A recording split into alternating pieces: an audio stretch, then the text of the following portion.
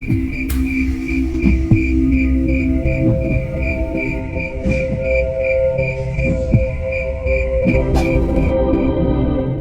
tepi sungai Martapura, kampung kecil berdiri dengan deretan rumah panggung banjar yang kokoh. Atap sirapnya hitam legam, terpapar matahari dan hujan bertahun-tahun.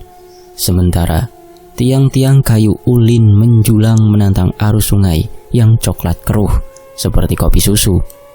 Di pasar tradisional yang ramai di tepian, suara pedagang bersahutan menawarkan ikan segar, rempah, dan kain tenun.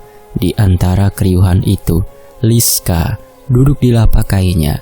Tangannya cekatan melipat sehelai kain batik bermotif kelapai.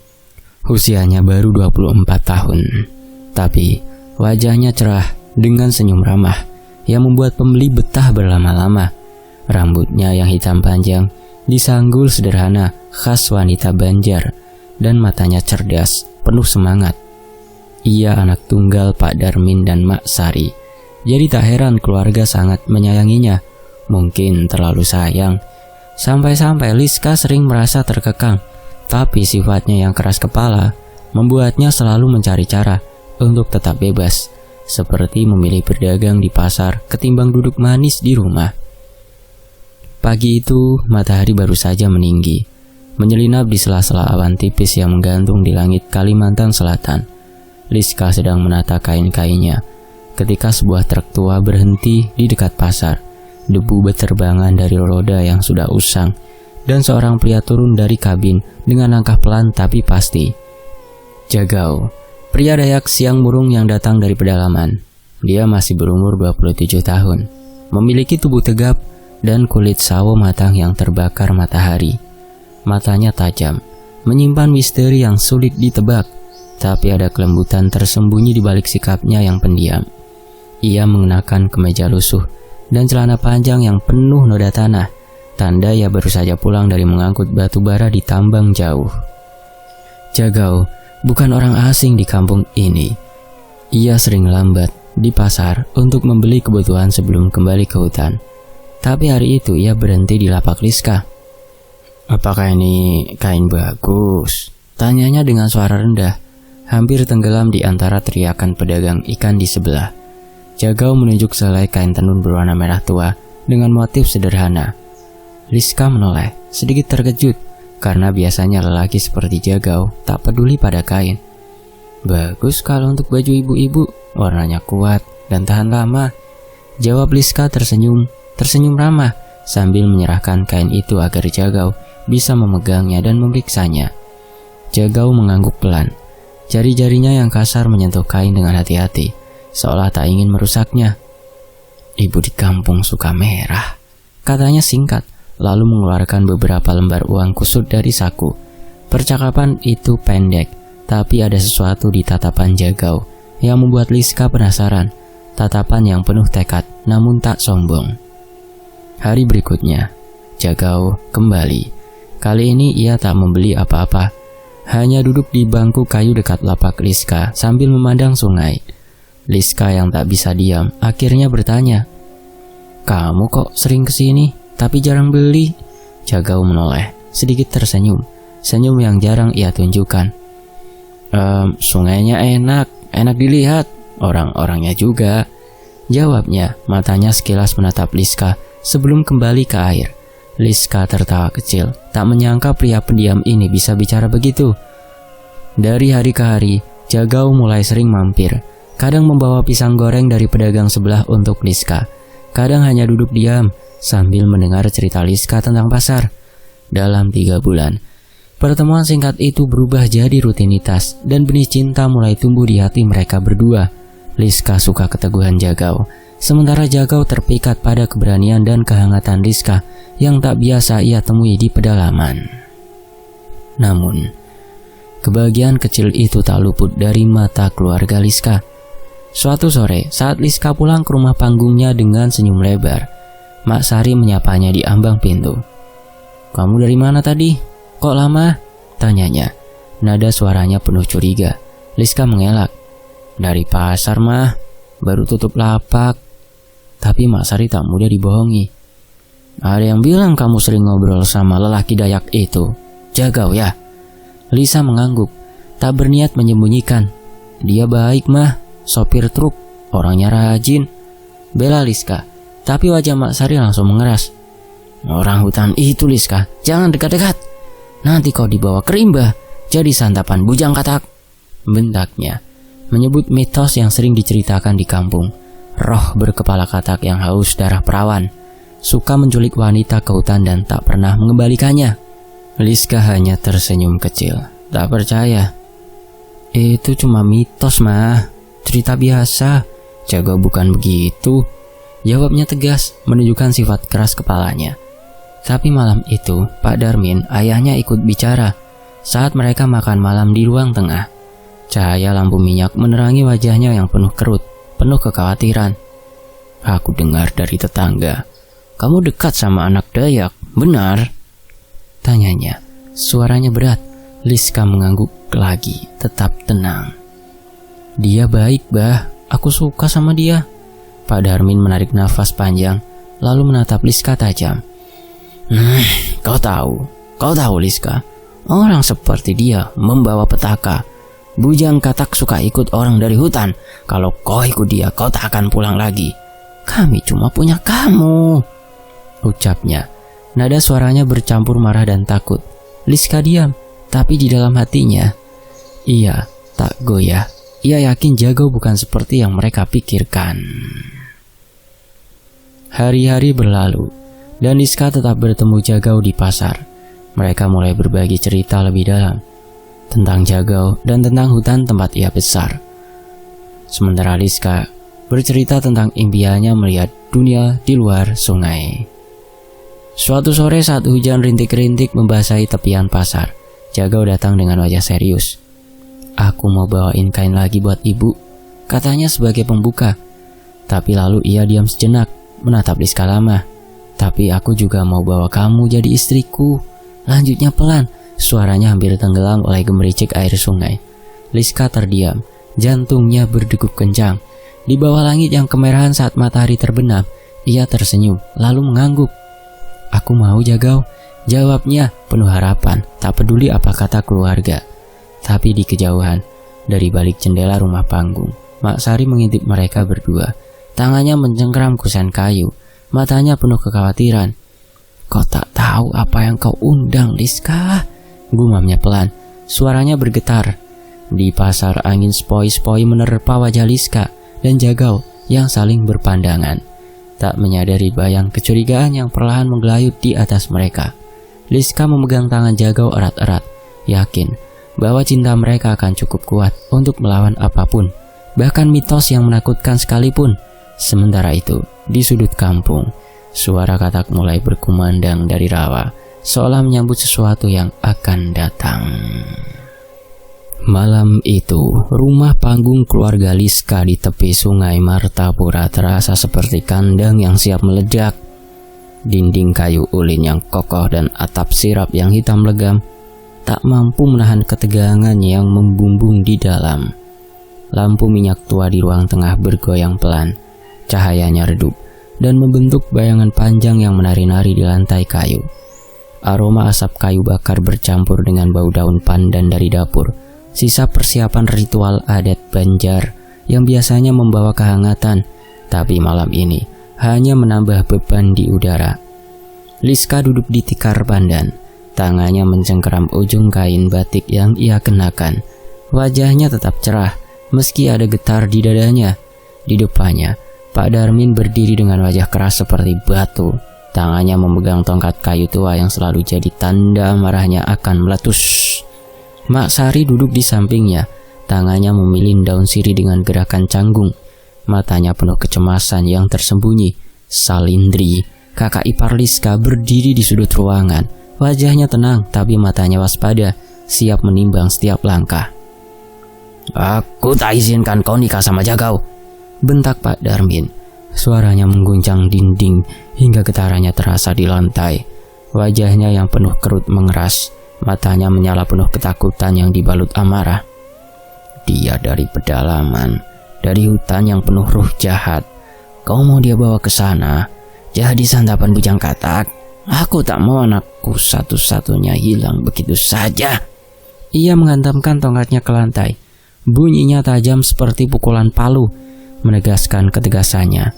Bujang katak, makhluk mitos berkepala katak yang haus darah perawan, adalah cerita yang selalu ia ulang untuk menakuti Liska sejak kecil. Baginya Jagau adalah ancaman nyata, pria Dayak dari rimba yang bisa menculik putrinya dan menyeretnya ke dunia gelap yang tak ia pahami. Mak Sari mengangguk kecil, mendukung suaminya dengan suara pelan. Betul Liska, Jagau itu bau hutan, orangnya tak jelas, kami tak tahu apa yang dia bawa dari sana, ucapnya. Nadanya hampir tenggelam oleh hentakan tongkat, tapi cukup untuk menambah tekanan pada Liska. Liska menarik nafas dalam. Matanya menatap ayahnya dengan keyakinan yang tak goyah. Bah, Jagau baik, dia sopan, dia kerja keras. Aku tahu dia tak akan bawa aku ke tempat buruk, katanya tegas, menunjukkan sifat optimis dan keras kepalanya yang selalu jadi tamengnya. Tapi Pak Darmin tak bergeming, malah semakin murka. Baik, kau tak tahu apa-apa Liska. Orang seperti dia bawa petaka, bawa roh jahat ke kampung kita. Kau mau kami kehilangan kau karena lelaki itu? Bentaknya lagi. Suaranya menggema hingga ke sudut ruangan. Mak Sari menunduk lebih dalam. Tangannya berhenti memilih daun sirih, seolah tak sanggup lagi menyaksikan pertengkaran ini. Liska membuka mulut untuk membalas, tapi sebelum kata-katanya keluar, Salindri melangkah maju, memotong ketegangan dengan suara yang lembut namun penuh bobot. Uma, Abah, sabar dulu, kata Salindri yang tangannya terangkat sedikit untuk meredakan suasana. Wanita Dayak berusia 30 tahun ini memiliki wajah yang lembut, tapi penuh kebijaksanaan, hasil dari tahun-tahun berat setelah kehilangan keluarganya dan terpaksa mengikuti suaminya ke kampung ini. Aku tahu Jagau dari Dayak, sama seperti aku. Tapi dia tak seperti yang Uma bayangkan. Kalau Uma tak percaya, kasih syarat saja. Suruh dia tinggal di kampung ini sama Liska. Kalau dia mau, itu bukti dia serius. Bukti dia cinta beneran. Salindri berhenti sejenak. Matanya menatap Pak Darmin dengan penuh keyakinan. Aku dulu tak punya pilihan. Uma tahu itu. Keluargaku hilang. Aku ikut suami karena tak ada lain. Jagau beda. Dia bisa pilih. Dan kalau dia pilih tinggal di sini demi Liska, itu artinya dia tulus. Kata-katanya menggantung di udara seperti angin sepoi yang mencoba menenangkan badai. Pak Darmin menatap Salindri lama. Matanya masih penuh curiga, tapi ada keraguan yang mulai muncul di wajahnya. Tongkatnya tak lagi bergerak, dan nafasnya perlahan melambat. Mak Sari mengangkat wajah, melirik suaminya, menunggu keputusan. Liska menatap Salindri dengan rasa syukur yang mendalam. Hatinya lega ada yang membela Jagau. Setelah hening yang terasa seperti selamanya, Pak Darmin menghela nafas panjang. Baiklah, kalau dia mau tinggal di sini, aku pikir lagi. Tapi aku tak akan percaya penuh padanya. Ucapnya pelan, suaranya masih tegas, tapi tak sekeras tadi. Mak Sari mengangguk kecil, wajahnya sedikit rileks meski kecemasannya masih tersisa di matanya. Keesokan harinya, Jagau datang ke rumah panggung itu. Ia mengenakan kemeja sederhana yang sedikit kusut. Tangannya membawa sekeranjang pisang sebagai tanda hormat. Wajahnya tenang, tapi matanya yang tajam menunjukkan tekad yang tak pernah pudar. Uma, Abah, sapanya sopan, suaranya rendah tapi jelas. Aku dengar syaratnya, aku setuju. Aku tinggal di sini sama Liska. Kalau Uma izinkan aku nikahi dia. Ia menunduk sedikit, menunjukkan keseriusan yang tak perlu diragukan. Liska tersenyum kecil dari sudut ruangan. Hatinya penuh harapan. Pak Darmin menatap Jagau lama, mencari celah untuk menolak, tapi tak menemukannya. Kau serius? Tanyanya. Nada suaranya masih penuh curiga. Serius Uma, aku cinta Liska, jawab Jagau tegas, tanpa ragu. Pak Darmin mengangguk pelan, meski wajahnya tak sepenuhnya luluh. Kita lihat nanti, gumamnya, tapi itu sudah cukup bagi Liska. Hari-hari menjelang pernikahan berjalan cepat. Namun, sehari sebelum akad, sesuatu yang tak terduga terjadi. Jagau tiba-tiba muncul di masjid kampung, sebuah bangunan sederhana dengan atap seng dan dinding kayu. Di hadapan imam dan beberapa warga, ia mengucap 2 kalimat syahadat dengan suara yang tenang namun penuh keyakinan. Tak ada yang memintanya, tak ada yang memaksa. Liska yang mendengar kabar itu dari tetangga bergegas ke masjid dengan hati bergetar. Ia melihat Jagau berdiri di sana, wajahnya penuh ketenangan, seolah keputusan itu datang dari lubuk hatinya sendiri. "Aku mau mulai baru sama kamu," kata Jagau saat Liska mendekat. Suaranya pelan tapi penuh makna. Liska tersenyum, matanya berkaca-kaca, terharu oleh langkah yang tak ia sangka. Tapi saat kabar itu sampai ke Pak Darmin, reaksinya berbeda. Terlalu cepat dia berubah. Ada apa di balik ini? Gumamnya pada Mak Sari, wajahnya kembali mengeras. "Mungkin dia cuma mau ambil hati kita," balas Mak Sari lirih, setia mendampingi kecurigaan suaminya. Singkat cerita, hari pernikahan pun tiba. Di halaman rumah panggung, tenda sederhana didirikan, dihiasi janur kuning khas adat Banjar. Liska mengenakan kebaya putih, rambutnya disanggul rapi, wajahnya berseri meski suasana tak sepenuhnya hangat. Jagau berdiri di sisinya, mengenakan beskap hitam yang dipinjam dari tetangga. Rautnya tenang, tapi penuh tekad. Ritual akad berlangsung singkat, hanya dihadiri keluarga dekat dan beberapa tetangga. Pak Darmin duduk di barisan depan. Matanya tak lepas dari Jagau, masih mencari tanda-tanda bahaya. Mak Sari menyiapkan hidangan, ketupat dan ayam panggang. Tapi tangannya bergetar saat melayani tamu, seolah tak yakin dengan hari itu. Salindri berdiri di dekat Liska, tersenyum kecil, bangga pada adik iparnya yang tetap optimis di tengah kedekangan. Saat tamu mulai makan, bisik-bisik tetangga terdengar samar. Jagau itu tiba-tiba masuk Islam ya? Terlalu cepat berubah dan terlalu cepat menikah, kata seorang ibu sambil mengunyah ketupat. Mungkin cuma pura-pura mau ambil hati keluarga, sahut yang lain. Nadanya penuh sindir. Liska mendengar tapi tak peduli.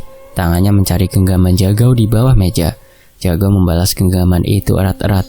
Matanya menatap Liska dengan janji bisu bahwa ia tak akan mengecewakannya. Di luar, angin malam membawa suara katak dari rawa, seolah mengintip dari kejauhan. Tapi Liska dan Jagau terlalu sibuk dengan harapan mereka untuk memperhatikan. Hujan deras mengguyur kampung di tepi Sungai Martapura, mengubah tanah di sekitar rumah kecil Liska dan Jagau menjadi lumpur coklat yang licin. Rumah itu, sebuah bangunan sederhana dari kayu ulin dengan atap seng yang sudah berkarat, berdiri tak jauh dari rumah panggung keluarga Liska. 2 tahun pernikahan mereka telah berlalu dengan damai, penuh canda dan harapan kecil yang mereka bangun bersama. Jagau setia pada janjinya, tinggal di kampung ini, bekerja sebagai sopir truk di tambang batu bara pedalaman. Ia hanya pulang sebulan sekali, membawa cerita tentang hutan dan sedikit uang untuk kehidupan mereka. Liska yang kini lebih sering di rumah ketimbang di pasar, tetap ramah meski ada garis-garis lelah di wajahnya. Kehamilannya yang baru diketahui beberapa minggu lalu membawa sukacita besar bagi keduanya. Jagau tersenyum lebar saat mendengar kabar itu. Matanya yang tajam bersinar penuh harapan, sementara Liska merasa hidupnya akhirnya lengkap. Malam itu hujan tak henti-henti. Suaranya menggedor atap seng seperti ribuan jari yang tak sabar. Liska duduk di kasur tua di sudut ruangan. Tangannya memegang perut yang baru mulai membesar. Wajahnya penuh kelembutan. Jagau sedang di pedalaman, dijadwalkan pulang 3 hari lagi. Jadi Liska sendirian, hanya ditemani suara air yang mengalir di bawah rumah. Tiba-tiba, rasa sakit yang tajam menusuk perutnya, seperti pisau yang diputar perlahan. Ia mencoba bangkit, tapi kakinya lemas, dan dunia di sekitarnya mulai berputar. Dalam sekejap, ia merasakan cairan hangat mengalir di pahanya, dan saat ia melihat ke bawah, darah hitam pekat membanjiri kasur, membawa bau busuk yang menyengat seperti bangkai yang membusuk. Liska menjerit, tapi suaranya tenggelam oleh deru hujan. Ia mencoba merangkak ke pintu, tapi tubuhnya tak lagi patah, dan ia jatuh pingsan di lantai, dikelilingi gedangan hitam yang terus menyebar. Pagi harinya, seorang tetangga yang datang membawa sayur menemukan Liska terbaring, tak sadarkan diri. Berita itu menyebar cepat, dan Jagau yang mendapat kabar dari seorang teman sopir, pulang terburu-buru dari tambang. Ia tiba di rumah saat matahari baru saja tenggelam. Bajunya basah kuyup oleh hujan dan keringat. Wajahnya pucat penuh ketakutan. Ia mendorong pintu yang setengah terbuka dan melihat Liska di kasur. Wajahnya pucat seperti kain usang. Tubuhnya lemah terbungkus selimut tipis. Darah hitam itu sudah dibersihkan tetangga, tapi bau busuknya masih menempel di udara. "Liska," seru Jagau. Suaranya bergetar saat ia berlutut di sampingnya. Liska membuka mata perlahan. Matanya kosong dan hanya bisa berbisik, "Aku kehilangan dia, Jagau." Jagau memeluknya erat. Tangannya gemetar, tapi ia tak bisa berkata apa-apa.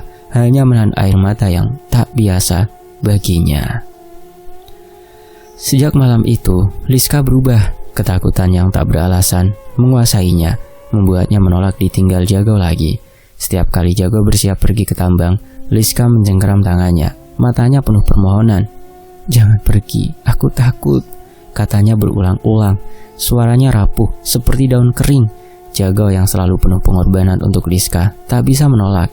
Ia berhenti dari pekerjaannya di tambang pedalaman dan mencari pekerjaan lokal sebagai sopir truk. Meski gajinya jauh lebih kecil, ia pulang setiap malam, membawa sedikit uang dan senyum yang dipaksakan untuk menghibur Liska. Rumah kecil mereka tetap sederhana, tapi suasananya kini penuh bayang-bayang. Hujan yang tak kunjung reda seolah menjadi cermin hati Liska yang mulai retak. Keluarga Liska tak tinggal diam. Suatu sore, Pak Darmin dan Mak Sari datang ke rumah kecil itu, membawa sekeranjang ikan segar sebagai alasan. Tapi wajah mereka penuh tuduhan. Hujan masih rintik-rintik di luar, dan suara tetesan air di atap seng mengisi keheningan sebelum Pak Darmin membuka mulut. "Ini gara-gara kau, Jagau," katanya tajam. Matanya menatap Jagau yang sedang duduk di sudut ruangan. "Kau bawa sial ke anakku. Sejak kau datang, hidupnya jadi begini." Tongkatnya tak ia bawa, tapi suaranya sama kerasnya seperti malam-malam sebelumnya.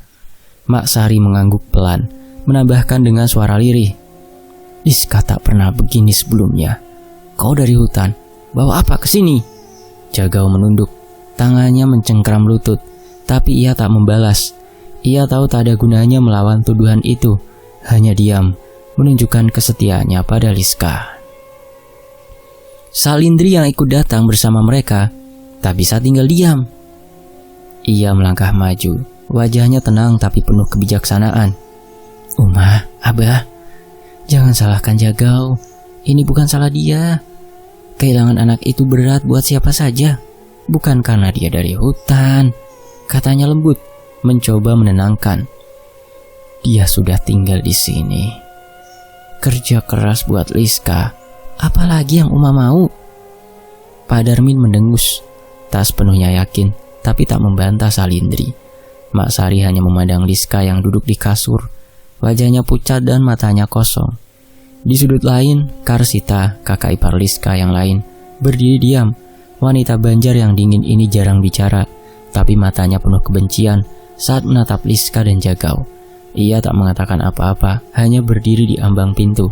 Tangannya mencengkeram keranjang kosong. Wajahnya seperti topeng yang menyembunyikan sesuatu. Liska tak banyak bicara selama kunjungan itu. Ia duduk di kasur, tangannya memegang selimut yang menutupi kakinya. Matanya kadang melirik keluar jendela kecil yang menghadap sungai. Hujan masih turun, membasahi kaca dengan tetesan-tetesan yang tak beraturan. Ia merasa ada yang salah dengan tubuhnya, sesuatu yang tak bisa ia jelaskan. Rasa dingin yang merayap di tulangnya, bayangan samar yang kadang ia lihat di sudut mata. "Aku takut, Jagau," bisiknya pelan saat keluarganya pergi. Suaranya hampir tak terdengar di bawah deru hujan. Jagau duduk di sampingnya, tangannya menggenggam tangan Liska erat-erat. "Aku tak akan ninggalin kamu lagi," katanya tegas. Suaranya rendah tapi penuh janji. Matanya yang tajam menatap Liska, menunjukkan tekad yang tak pernah pudar. Meski ada garis di wajahnya, lelah.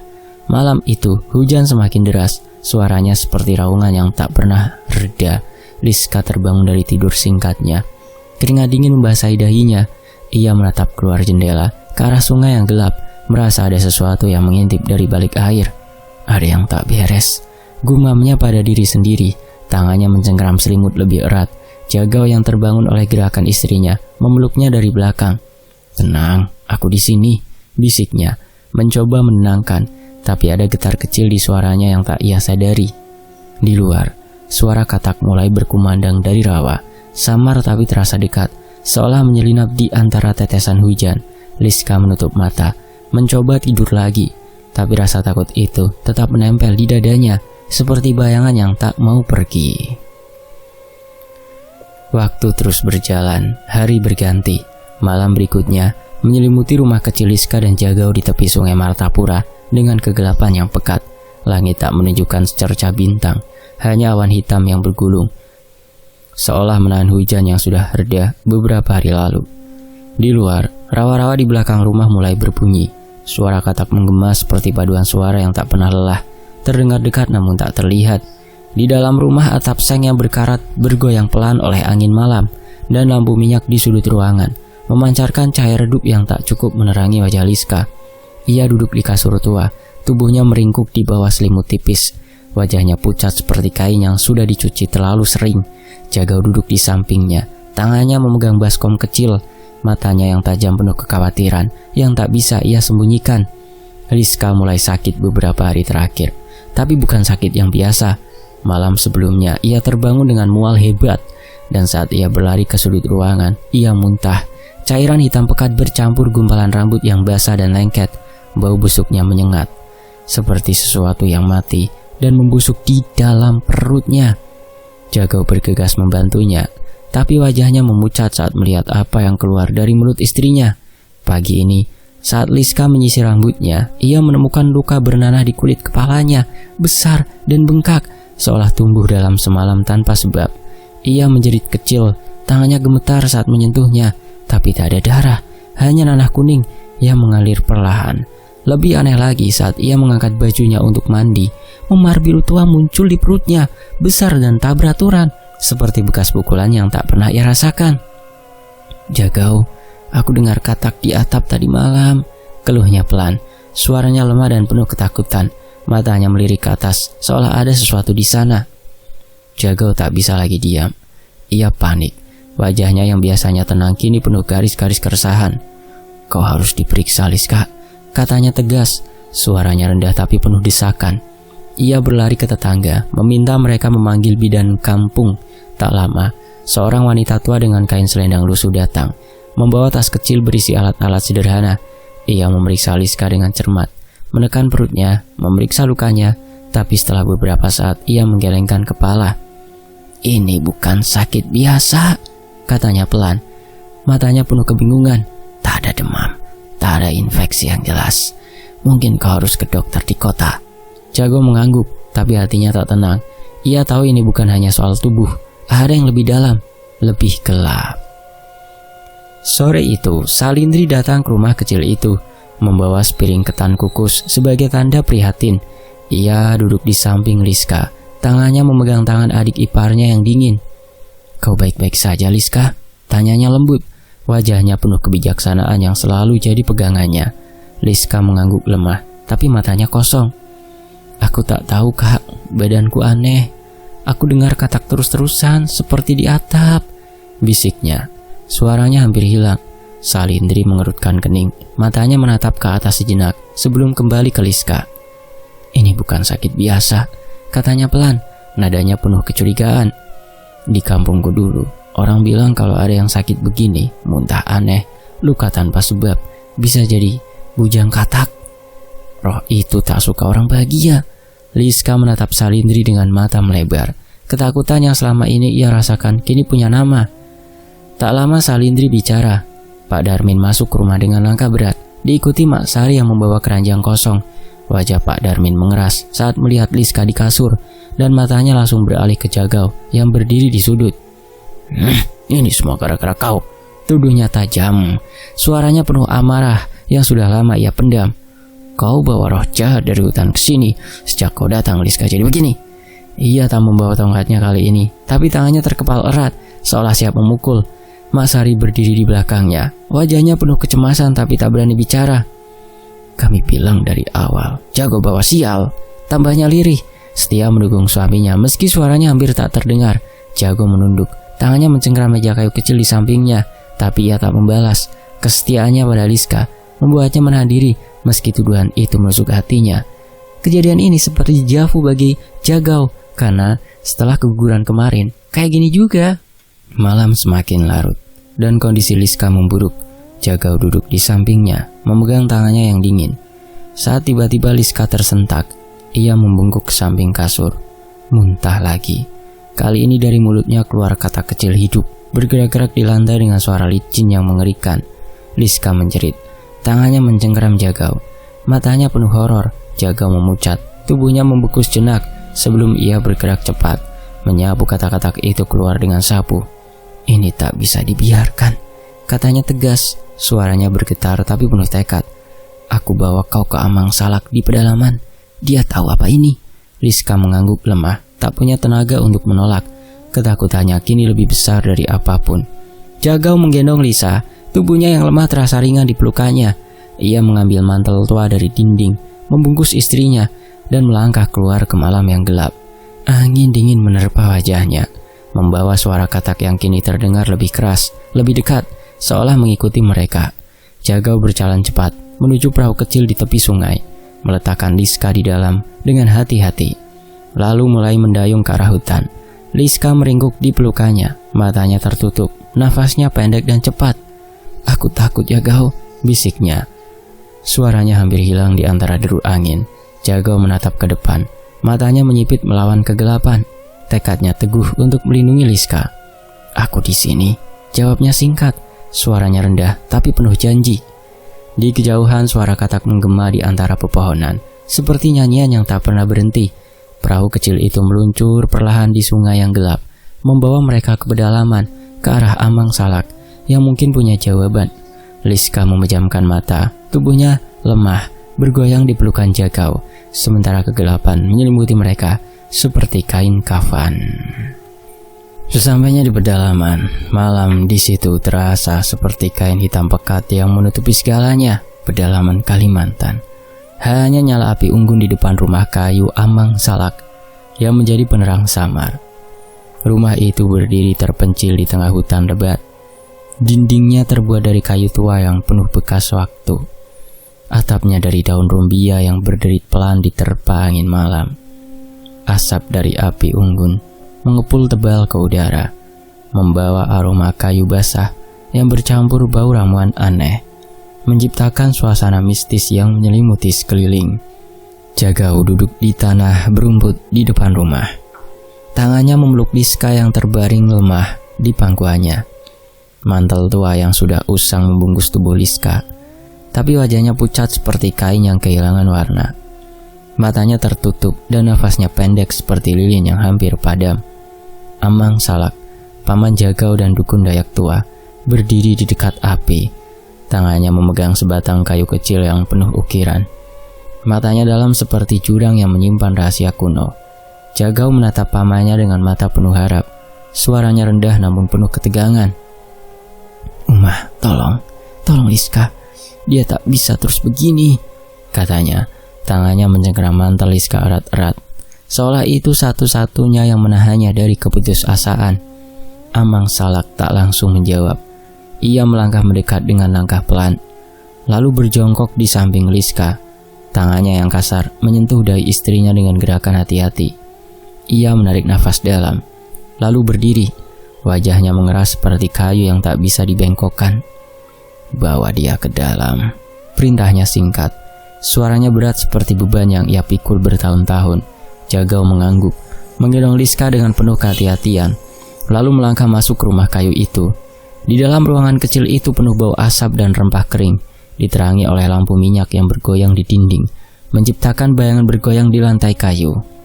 Amang Salak menunjuk tikar pandan di tengah ruangan, dan Jagau meletakkan Liska di sana.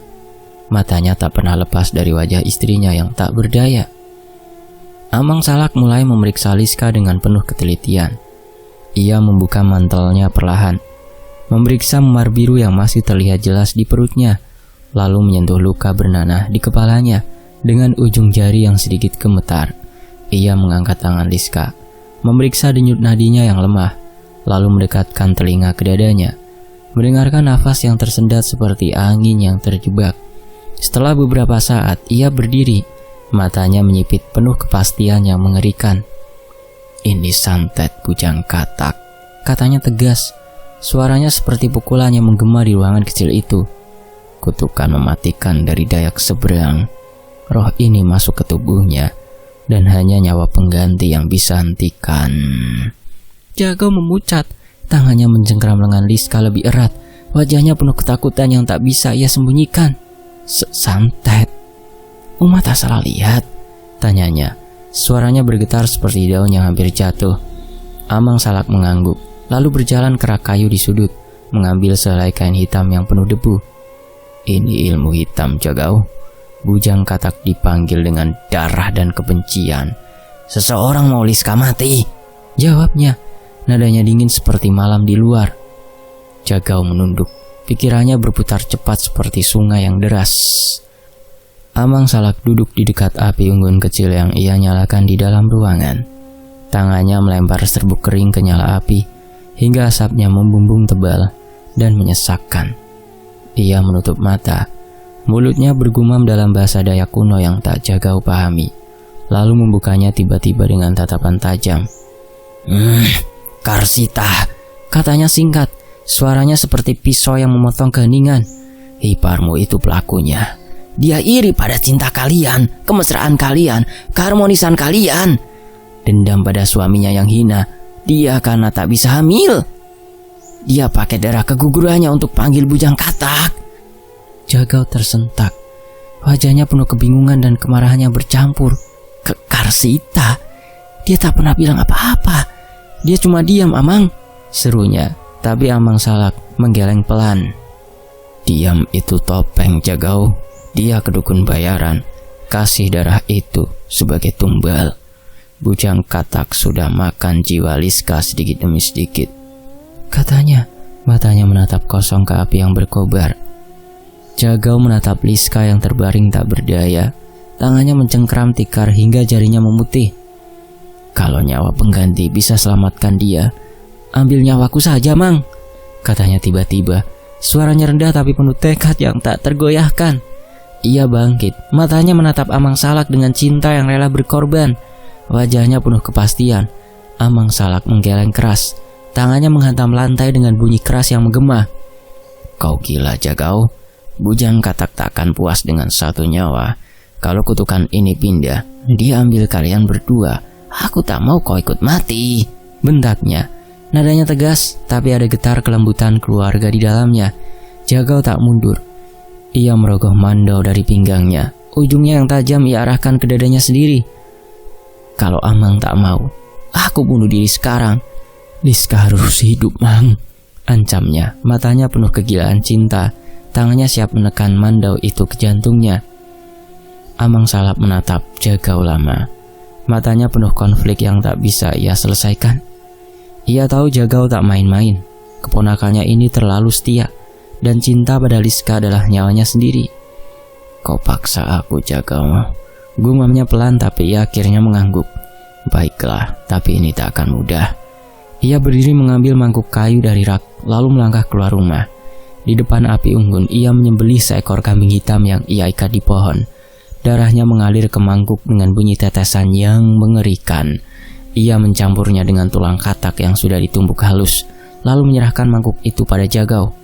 "Minum, ini akan menarik kutukan ke kau," katanya. Suaranya berat seperti kayu yang patah. Jagau mengangguk. Tangannya gemetar saat mengangkat mangkuk itu. Darah itu kental dan bau, membakar tenggorokannya seperti racun, tapi ia menelannya hingga habis. Wajahnya tak menunjukkan keraguan. Di dalam rumah, Amang Salak membawa ember kayu berisi air sungai yang penuh lintah kecil. Ia meletakkan Liska di dalamnya, merendam tubuhnya hingga leher, membiarkan lintah-lintah itu merayap di kulitnya. "Ini akan mengeluarkan roh jahat," katanya pelan. Tangannya memercikan air ke wajah Liska. Asap dari api unggun membumbung tebal, dan tiba-tiba Liska tersentak. Matanya terbuka, nafasnya mulai tenang. Memar di perutnya memudar perlahan, luka di kepalanya menutup, dan wajahnya kembali berwarna. Ia sembuh.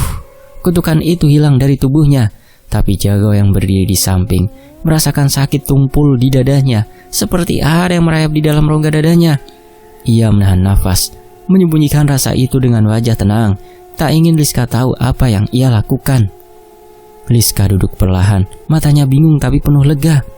"Jagau, aku baik-baik saja sekarang," bisiknya. Tangannya mencari tangan suaminya. Jagau tersenyum kecil. Genggamannya erat meski dadanya terasa sesak. "Kau kuat, Liska," katanya. Suaranya rendah dan penuh kelembutan, menyembunyikan penderitaannya dengan sempurna. Ia tak ingin Liska yang polos itu merasa bersalah, tak ingin ia tahu apa yang ia korbankan. Amang Salak duduk di sudut, matanya kosong, menatap api unggun yang mulai redup. Tangannya mencengkram kayu dengan erat, penyesalan memenuhi badannya. Tapi ia tak bisa membatalkan apa yang sudah terjadi. Asap terus mengepul, membawa bau darah dan ramuan ke udara. Sementara suara katak di kejauhan terdengar seperti bisikan yang menanti. Jagau memeluk Liska erat. Wajahnya tersenyum untuk menutupi sakit yang mulai merayap. "Kita istirahat dulu," katanya pelan. Matanya menatap Liska dengan cinta yang tak pernah pudar. Amang Salak memalingkan wajah. Wajahnya penuh penyesalan tak ia ucapkan. Sementara malam tetap sunyi, hanya suara api yang berderit dan nafas Liska yang kini tenang. Kampung Liska di tepi sungai Martapura kembali diselimuti suasana tenang setelah perjalanan mereka dari pedalaman. Tapi di balik ketenangan itu, Jagau membawa rahasia yang ia sembunyikan dengan senyum tipis. Ia bersikeras mengajak Liska liburan singkat ke pasar lokal, mengatakan ingin membuat kenangan bersama sebelum sesuatu terjadi. Liska yang masih lemah tapi mulai pulih, tersenyum polos, tak tahu apa yang disembunyikan suaminya. Jagau berjalan di sampingnya, tangannya menggenggam erat tangan Liska. Tapi di balik kemeja lusuhnya, kulitnya mulai mengelupas seperti daun kering yang terlepas dari pohon. Matanya kuning pucat, tersembunyi di balik topi tua yang ia tarik rendah. Dan beberapa kali ia berhenti untuk menahan muntah. Kata kecil hidup yang keluar dari mulutnya disembunyikan dengan cepat agar Liska tak melihat. "Kita cari ikan bakar di pasar ya," katanya ceria. Suaranya dipaksakan untuk menutupi rasa sakit yang merayap di dadanya. Pagi itu cerah, pasar lokal ramai dengan pedagang yang menjajakan sayur, ikan segar, dan kain batik. Jagau membawa Liska berkeliling, membelikannya jepit rambut sederhana dan sepiring pisang goreng. Ia tertawa kecil saat Liska menggigit pisang dengan lahap, tapi tangannya gemetar saat menyentuh meja pedagang. Kulit di jarinya mengelupas lebih parah, hingga terlihat daging mentah di bawahnya. Liska tak menyadari, terlalu sibuk menikmati hari itu. Tapi Jagau tahu, waktunya semakin sempit. Ia ingin memberikan Liska kenangan terakhir, sesuatu yang bisa ia pegang saat ia tak lagi ada. "Kau suka pasar ini kan?" tanyanya lembut. Matanya menatap Liska dengan cinta yang tak pernah pudar, meski tubuhnya mulai menyerah pada kutukan yang ia terima. Tiba-tiba, di tengah keramaian pasar, Jagau tersentak. Tubuhnya membungkuk, tangannya mencengkram meja pedagang hingga kayunya berderit. Liska menoleh, wajahnya penuh kebingungan. "Jagau, kok kenapa?" tanyanya. Tapi sebelum ia mendapat jawab, tubuh Jagau runtuh ke tanah. Kulitnya membengkak dengan cepat, seperti balon yang dipenuhi udara busuk, dan bisul bernanah muncul di wajah serta lehernya, pecah dengan suara mengerikan yang mengeluarkan cairan kuning bau. Liska menjerit, tangannya menutup mulut, tapi jeritanya memuncak saat kata-kata kecil berterbangan dari mulut Jagau, melompat-lompat di tanah pasar dengan suara licin yang menjijikkan. Orang-orang di sekitar berhamburan, beberapa berteriak ketakutan, sementara Liska jatuh berlutut di samping Jagau. Tangannya mencoba memegang wajah suaminya yang sudah tak lagi dikenali. "Jagau, Jagau, bangun!" teriaknya hingga suaranya hilang. Tapi Jagau hanya terbaring, matanya kuning terbuka kosong. Nafasnya berhenti di tengah kekacauan itu. Jenazah Jagau dibawa pulang ke kampung dengan cepat. Salindri dan keluarga Liska berkumpul di rumah kecil mereka. Wajah-wajah penuh kepanikan dan kesedihan.